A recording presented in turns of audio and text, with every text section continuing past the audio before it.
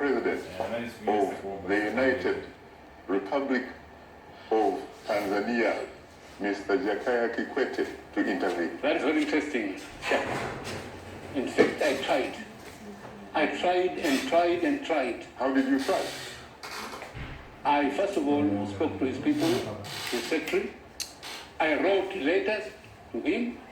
So we should avoid that by respecting the will of the people. You know, in 1950s and part of 1960s, there was Ghana, for example. You had the Osajefo, Kwame Nkrumah, who basically, when he regained the political independence from the British on March 6, 1957, actually said that the independence of Ghana would be meaningless unless it was linked to the total liberation of Africa. And he did not simply talk the talk, he actually walked that talk by providing the necessary tools so that African countries could actually liberate themselves. When he was overthrown in 1966, Nyerere, your President Maalim Seif, took over the mantle, and he helped, in fact, he helped to end apartheid in South Africa.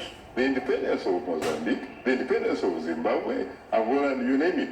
Do you think there is an African country that is democratic enough, for example, that can act that role of making sure that the continent, in fact, becomes democratic? Well, I'm not sure. I'm not sure. United Front. Once again, I have to say, Seif, that I am profoundly honored and exceedingly humbled to have the opportunity to host you on Straight Talk Africa. Again, the pleasure is mine. You're most welcome, sir. Thank you.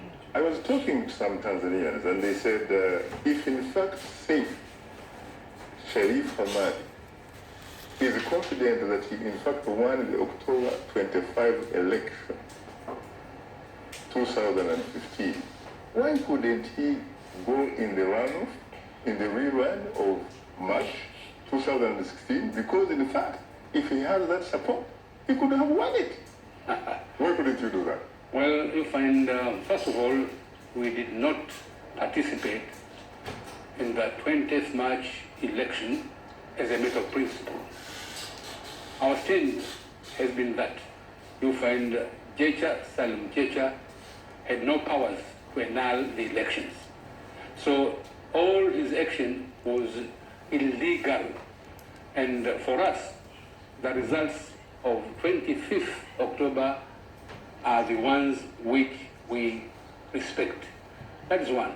But secondly, you find CCM didn't want a rerun to be defeated again. So all the instruments of power, all were mobilized to ensure that CCM wins. So you really don't have any respect at all for the March election won by incumbent President, your colleague Shane, who claims to have won by 91.4%. Why should I have? I don't have any respect for that, because first of all, you find the observers who were there, very few, including the Stephen community, and the media. They went round, and Shaka, I'm telling you, the polling stations were empty.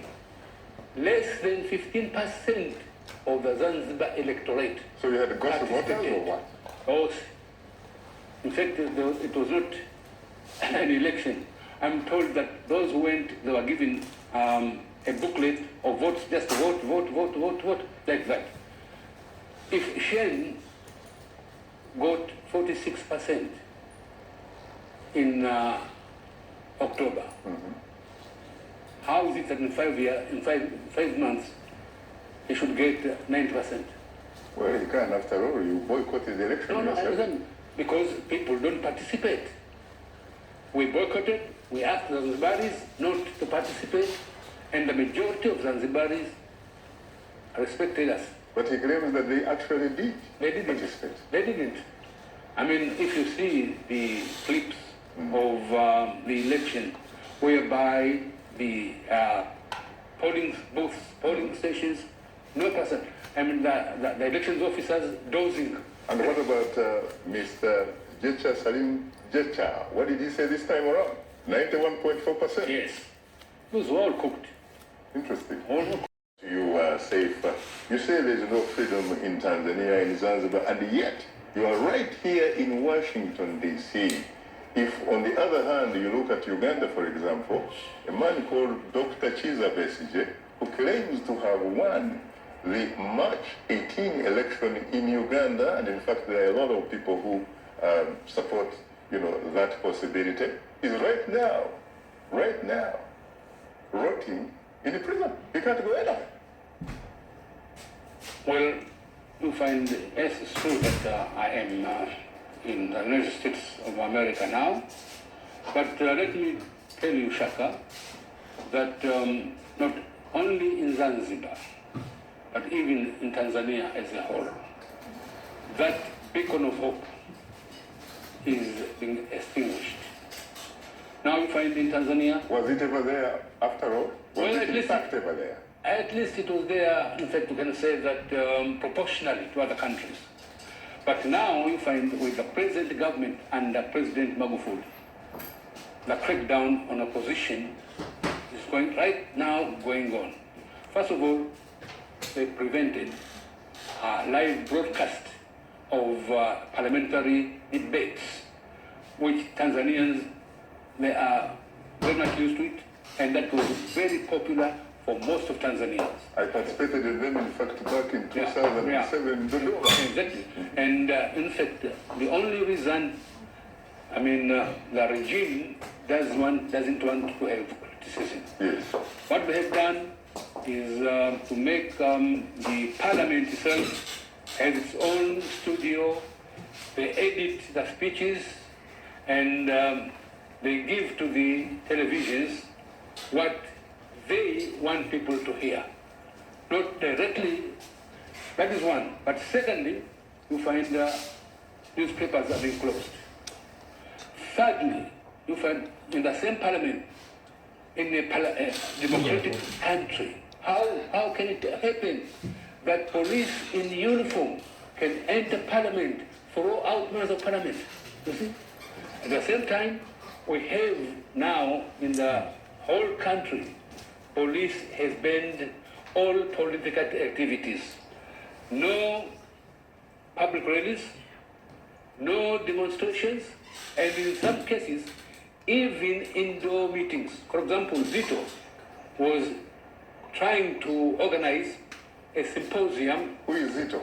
Zito is the chairman of one of the parties known as ACT Mzalendo. Mm-hmm. And indeed, police went to prevent that indoor meeting, you see. So, and you find what is more, we have a young man who has been jailed 3 years. What is seen to criticize President Magufuli on Facebook? Really? Oh, yes. But this is a man who is obviously being held as a new breed of African leaders, a man who apparently is seriously cracking down against corruption, correct? Isn't he fighting corruption? Apparently. Don't you agree that he is? Apparently. And if in fact he is fighting corruption, then what about the corruption of somebody stealing a government? Uh-huh. Like Chama Pinduzi stealing a government in Zanzibar. Exactly. What can he do about that? Exactly. And they said that he has no powers. His hands are tied. You see? His hands are tied. Yeah. But he can deploy the Tanzania People's Defense Forces of the island? Oh, yes. Really? Oh, yes. Oh, yes. If you were to talk to him from the deepest better part of the bottom of your Zanzibari heart and soul, and suppose he was watching this program right now, if you looked in the camera there, what would you say to him? I say, Mr. President, with due respect, at the beginning, everybody supported you in your crusade against corruption. We, in our party, don't want corruption in Tanzania. But on the other hand, now it appears that you find you don't want to be criticized. And in a true democratic country, criticism is very important because it helps the ruler to know what are his weaknesses so that he could try to correct himself. But if you shut down, you don't want to be criticized, that is danger to democracy. But at the same time, I will tell him, please, Mr. President, you are the head of state of the country known as United Republic of Tanzania. Don't forget that Zanzibar is part of Tanzania. You see, so you cannot leave Zanzibar to go to chaos. Given the apparent evidence in favor of CAF having won the 2015 election, what about Mr. President really attempting at least to restore the will of the people? Because you can talk about people stealing money, the Central Bank of Tanzania, but what about people stealing, stealing a government? Shaka, that's why when you said stealing the will of the people. That is why when you said that he is fighting corruption, I said apparently. Apparently. Because this fight of corruption seems to be selective. You see, there are some other matters which the president, for his own reasons, he doesn't want to touch or to intervene. I gather that we have to go to the lifeline of the show, which is the telephone chorus. Good evening, Danjuma from the great nation of Nigeria. You're most welcome, Straight Talk Africa. Hello, good evening. Danjuma, can you hear me? Hello. Well, apparently Danjuma doesn't seem to be there. What is the way forward, Saif Sharif Hamadi? Because surely you can't remain in this impasse. What are your recommendations? Well, thank you for that question. You know, ideally, we would like to go back to the results of 25th October last year, ideally. But that has its own problems now, because by the time Jecha annulled the elections, there were some few constituencies whereby the verification was not finished yet. And I'm not sure whether the results still are there intact. So you find that is far-fetched, that we should have a transitional government formed by the two parties. Led by who? Led by a Zanzibari who enjoys the respect of both the parties. How would you determine that? Well, you find there are some people who are not interested in the respect of CAF. Yes. So that such people, they are there. And that would run the government for how long? For about up to 6 months. And then? And then fresh elections should be called. Conducted under who? Not under Jecha, definitely. And United Nations auspices. Yeah. And then you find the will of the people should be respected, and we revert to a government of national unity. Talk to me again from the deepest part of the bottom of your very heart and soul. When you look straight in the eyes of younger people on the island, what do you see in their eyes? And what do they say to you? First, I see anger, disappointment, and in fact, asking me, you are the one who told us to remain calm. So, for how long are we going to respect your word? For how long? Would be a challenge to me. What about the issue of unemployment? Oh, that is an issue. And as I said, that there's a danger because young people want change. Young people are desperate. Young people have no jobs. Young people are very poor. Young people don't have hope, seem to have lost hope. You see? But you told me. There was only hope was that if CUF took the government, then CUF would bring about the change which they want.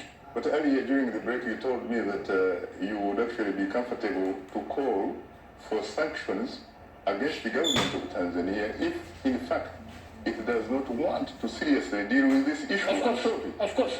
Then people get jobs. Of course.